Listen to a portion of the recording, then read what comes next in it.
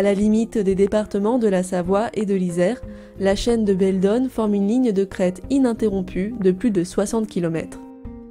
Composé essentiellement de roches cristallines, le massif est caractérisé par des pluies abondantes et des températures faibles. Au cœur de cette chaîne, l'Office national de la chasse et de la faune sauvage assure la gestion de 2300 hectares qui constituent la réserve de Beldon.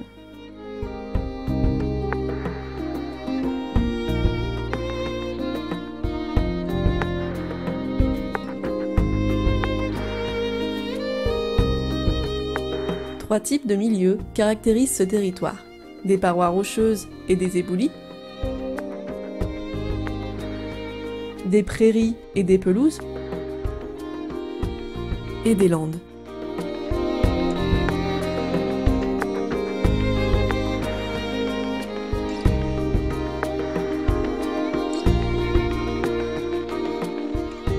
Sur le versant nord-ouest de la réserve, la forêt de l'étage montagnard est également présente. La réserve est dotée d'un plan de gestion depuis 2010. Élaboré avec les partenaires et propriétaires fonciers du territoire, ce document détaille les actions à mettre en œuvre pour conserver les habitats et les espèces remarquables du site.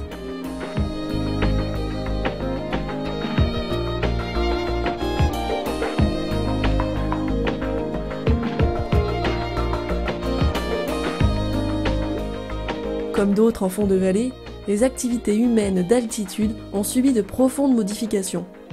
Et par leurs effets sur la composition des habitats naturels, ces changements impactent la biodiversité. Autour de 2000 mètres d'altitude, le maintien de landes semi-ouvertes est un enjeu majeur. Ces espaces doivent conserver à la fois leur rôle économique en offrant une ressource fourragère de qualité, mais également leur vocation écologique d'habitat de la faune sauvage.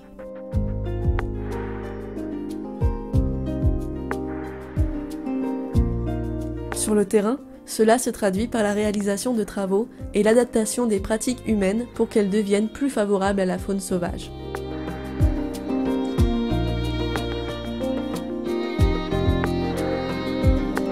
En 1984, la réserve de Beldon a été créée pour garantir le succès d'une opération de réintroduction du bouquetin des Alpes.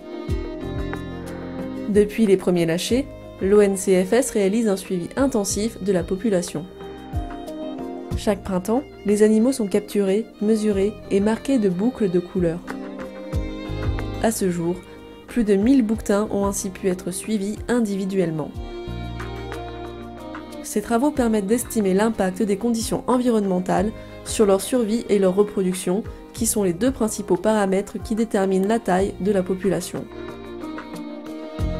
À partir de 20 bouquetins, la population a connu une phase de croissance démographique très forte. Puis, la densité augmentant, son noyau s'est stabilisé autour de 800 individus. Le ralentissement de la croissance de la population s'explique par le recul de l'âge d'entrée en reproduction des femelles et par la baisse de la survie des cabris et des vieux individus.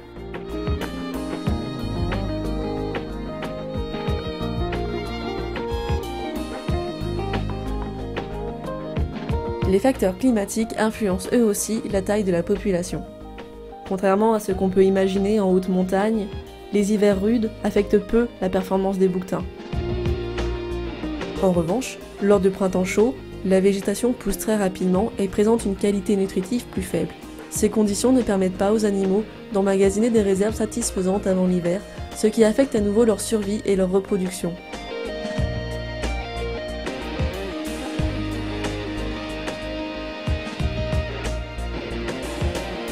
L'écosystème montagnard connaît actuellement d'intenses modifications. Sur la réserve de Beldon, la température moyenne au printemps a augmenté de près de 2 degrés en 30 ans. Cela correspond à une avancée de 2 semaines du pic de croissance de la végétation. L'étude à long terme du fonctionnement de la population permettra de mieux comprendre la stratégie développée par le bouquetin pour faire face à ces changements radicaux.